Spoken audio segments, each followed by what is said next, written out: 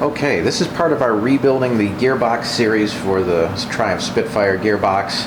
I've already done a lot of the work, but this is another piece that needs some attention. And it's also something that even if you're not doing a total rebuild of the gearbox, it's four nuts that just go on the top of here. This pops off, and a lot of times people have trouble just with the shift linkage. So we'll get into that a little bit later. But step number one is to just sort of start disassembly on this. If you haven't already done this, this just twists, and then it will come straight up.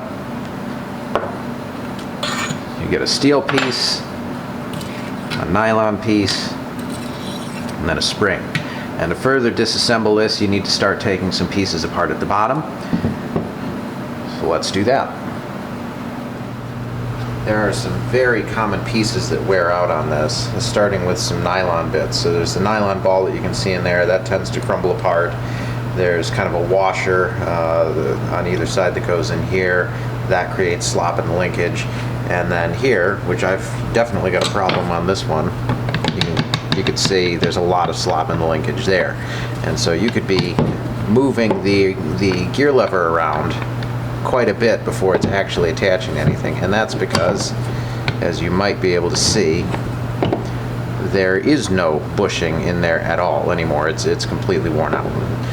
When I cleaned this, it was kind of rubbery crap that was just all in there. So we've got a kit that will replace this stuff, and since it's apart, I'll at least show you how to take this apart and put it back together so you can get that done as well. But this will tighten up your shifting in a Spitfire, GT6, a handful of other Triumphs in the early models that use a 3-rail gearbox. This is an extremely common thing, so this video should help you with your car. First things first, you need to get it taken apart, and so you'll need a 7/16 inch wrench for this, 2 of them technically.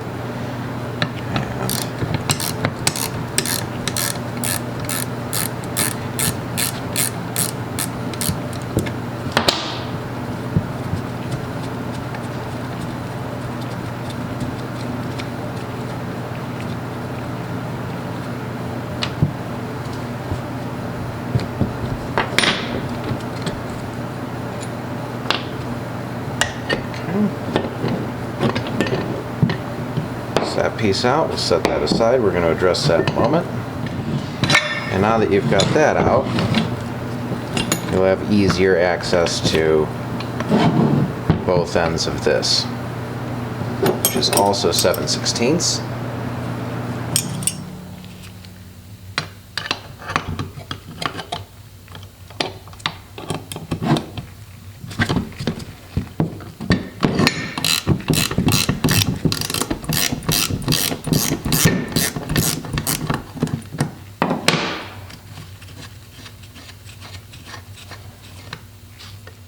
This is just a 5/16 square.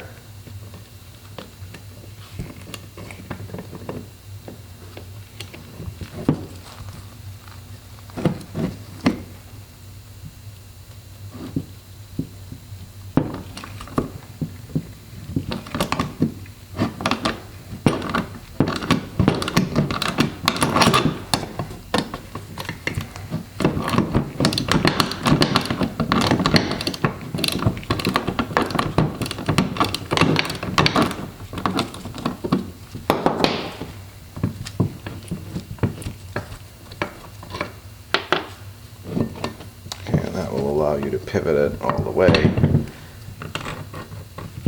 so you can get the bolt out. You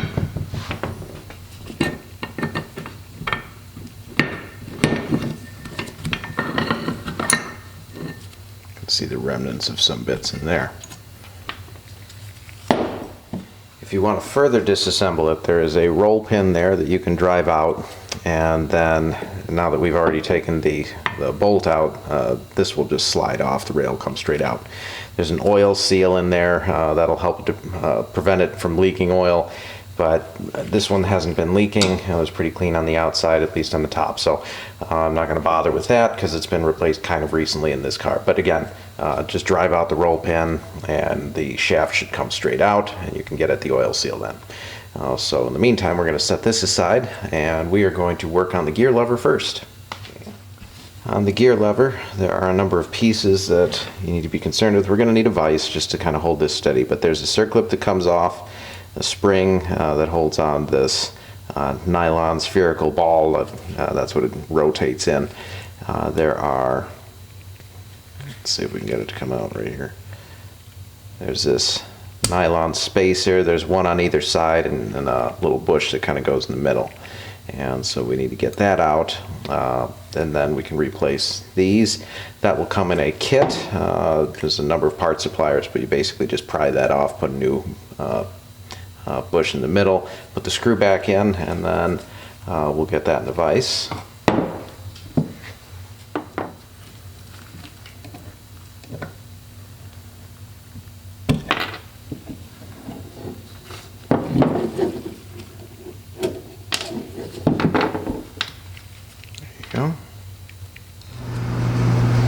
Okay, now to get these pieces off, start with the circlip.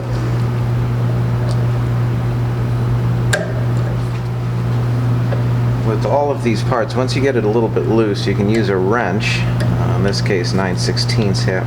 Oh, sorry, that's 7/16. Once you get any of the parts out of the way, if you need a little bit of leverage getting them out, you could either use the spring and just kind of snap against it, or, like what I'm trying to do, is you can use a 9/16 inch wrench.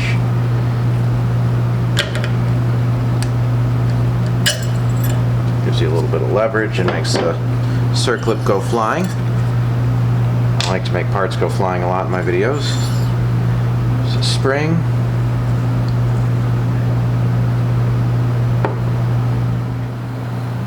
Finally, there's a little O-ring that sits down here.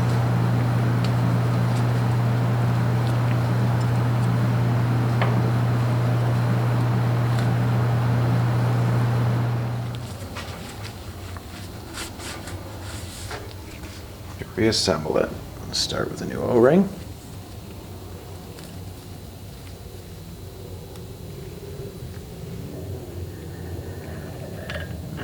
Spherical piece. Then the spring. We've got a new one here. Then the circlip.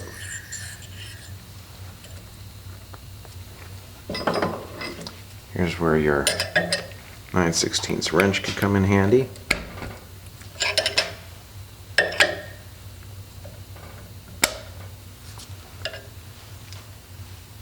Just until you hear a click. And there, that's reassembled. That, by the way, is how you get it into reverse. You're supposed to push down on the gear, you feel some resistance. That's what that spring does. At the bottom end of the gear shift, you're looking for this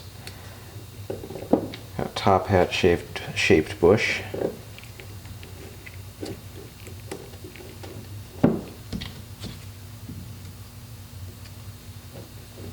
And that's basically it there. That's the whole assembly. And this will be held in with a bolt and nut down at the bottom. You can see it kind of moves around a little bit right now, but that's okay. That'll be held in.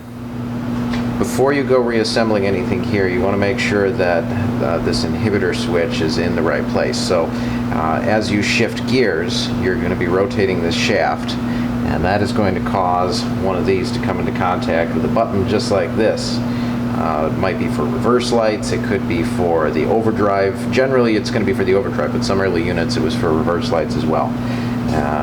That's one of these, I forget which one, is kind of a leftover for that. But you want to make sure that this is set up the right way, because if you were to put it in this way, it'll still fit, it'll all bolt together, but then when you go to put it in the car, you're going to find out that your switch is not going to work. So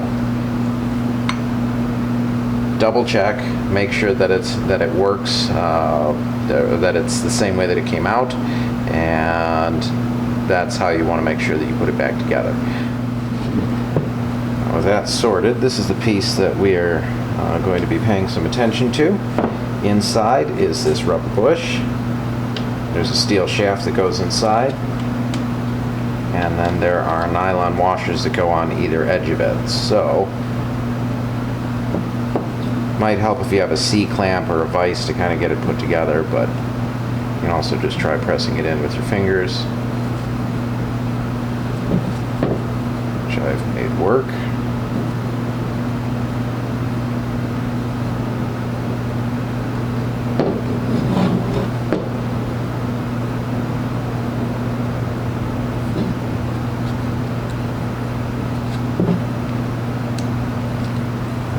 see what you've got is something that is resistant to wear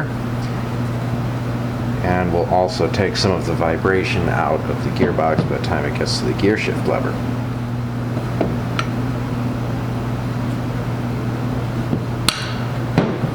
It's a little bit tricky to slot into position, but just take some time, you'll get it done.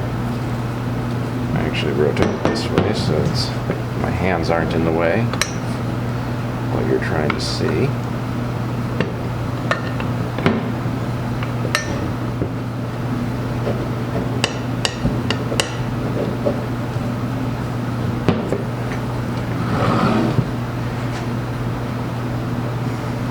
To get it all the way in place, just kind of eyeball the hole, slide it around a little bit with a screwdriver.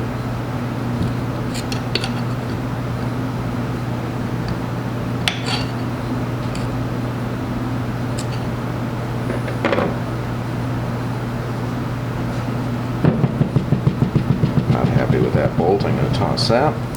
Okay. Your bolt.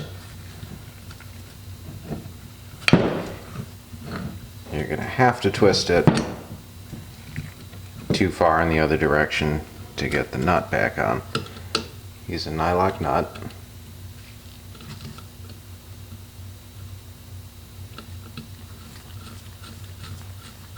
Always use a new one.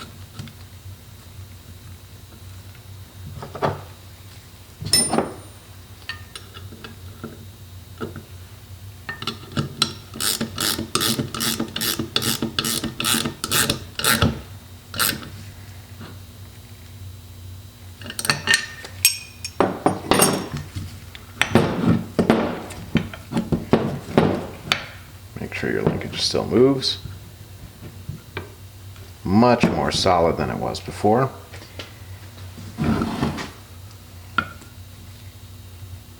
Put this back in the correct orientation.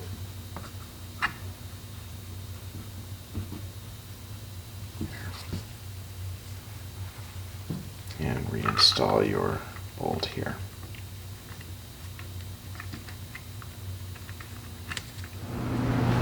Now it's time for the gear lever. And if you remember, you have this sort of top hat bushing, little piece in the middle,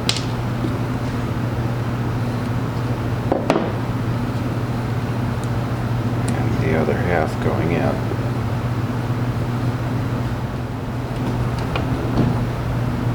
And then just slide everything into place.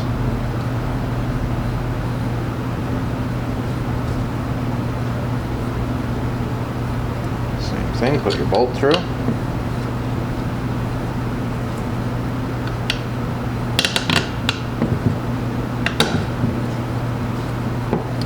Got a new nut on it.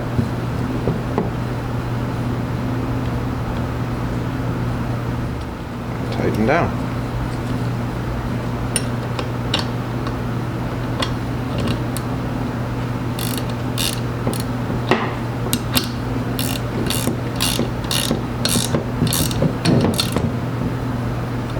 Don't over tighten this stuff, because if you do, then you're just going to end up with it being too stiff. There we go. That feels nice and smooth. Perfect.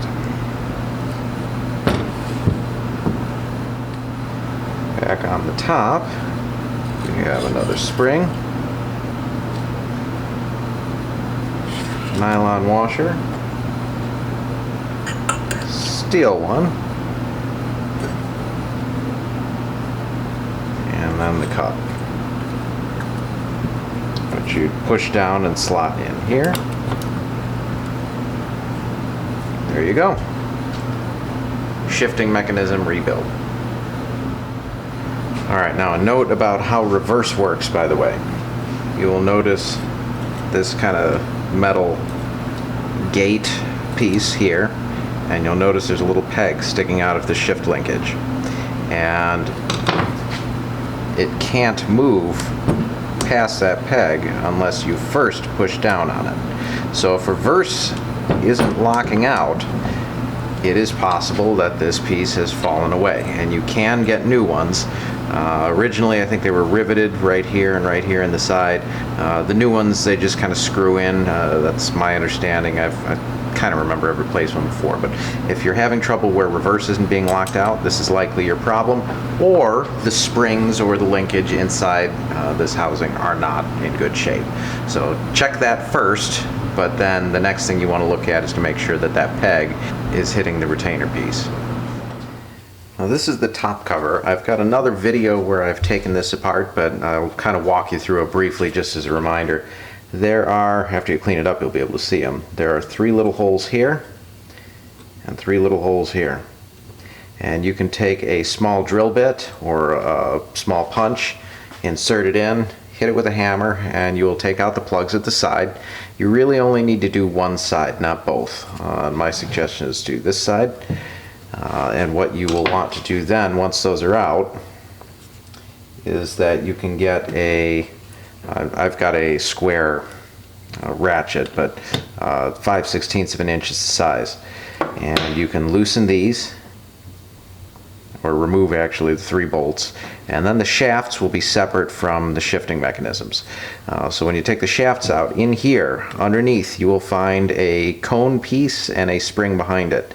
If you have a car that is popping out of gear, this could be your problem. The spring might have broken, it's not putting enough force. There's a little divot inside each one of these 3 shafts. There's actually several divots, and that's how you get it in one gear or another, and it kind of pops into place. That's what you're feeling. You're feeling the spring in the cone fitting into the divot, and then when you go to shift gears, it's forcing that piece down, forcing the spring down, and that's how it's moving back and forth. So once these plugs are out, you can move the shafts.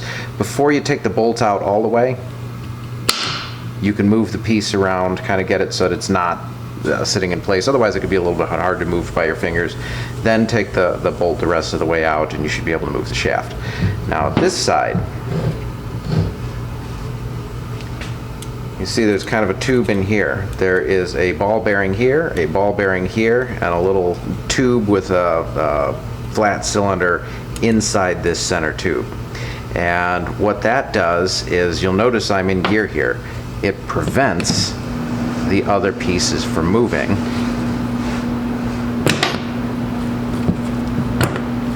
until you are taken out of the gear that you were in. Then it can move. See, but then it won't move in another gear. That prevents you from, say, selecting first and third at the same time. So only when it's in neutral can you move the gears. So just watch out, because as you take the shafts out, you're going to have a little steel ball bearing that's going to fall out. There may be a cylinder that falls out in the middle piece. And when you go to put it back together, do it on its side. Put in one shaft, put in the ball bearing, get the second shaft most of the way in, put in the cylinder, make sure that it goes the rest of the way in. And then when you get to the third shaft, again, put the ball bearing in first, then finish putting the shaft in. There are a couple of spacer pieces. There's one here and one on the center shaft. Make sure those go in. Make sure that these shifting forks are in the correct place. And that's pretty much it. It's a pretty simple piece. Once you get everything cleaned up, these plugs just hammer right back in. You want to use a little bit of a sealant on the outside, just to make sure that there's no leaking. That's pretty much it. Other than that, you can reassemble. All right, that is the shifting linkage rebuilt, and you can see just how much more smoothly that operates. It feels nice and tight. The gear's not going to, the gear shift lever isn't going to vibrate around. When you move it into a gear, it's going to be something that you can actually find. And then when you remate it to the top cover, everything should slot in nicely. You'll be able to shift gears. Again, you're going to have a nice detent action as you shift between these. So this is exactly what you want. You just want everything to be assembled nicely.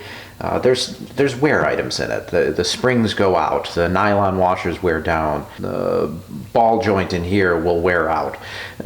It's just something that's going to happen over time. You've got heat, you've got oil. Oil isn't friendly to rubber components all the time, and so things are just going to wear out. Okay, let's put put everything back together. It's easy to get a thin layer if you just don't put very much on the brush. I find it's best to have it in a gear, and that way you keep the reverse lever out of the way. And you want to make sure that you're also in first gear here.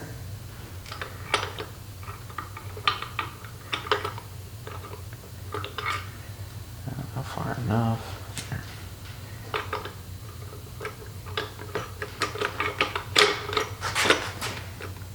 And then as you're going in, make sure the reverse tab is slotted into the correct spot.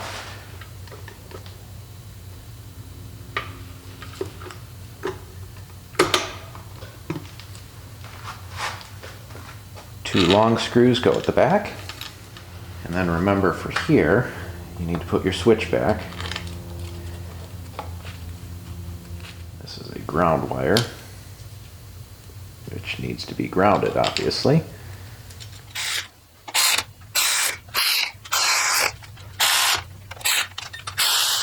Replace your reverse light switch along with any gasket that came out.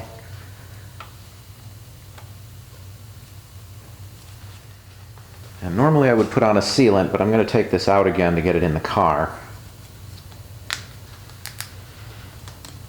I'm not going to bother with that right now. You've got your ball there. Just make sure that you are in what would be first gear.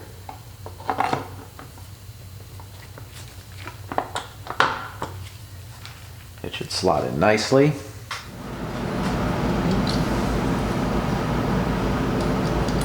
On your new washers.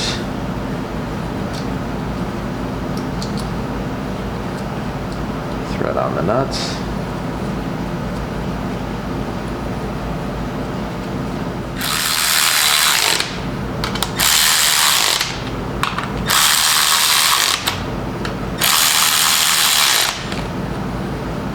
And then you just want to verify that everything moves as it should. So take it through all the gears.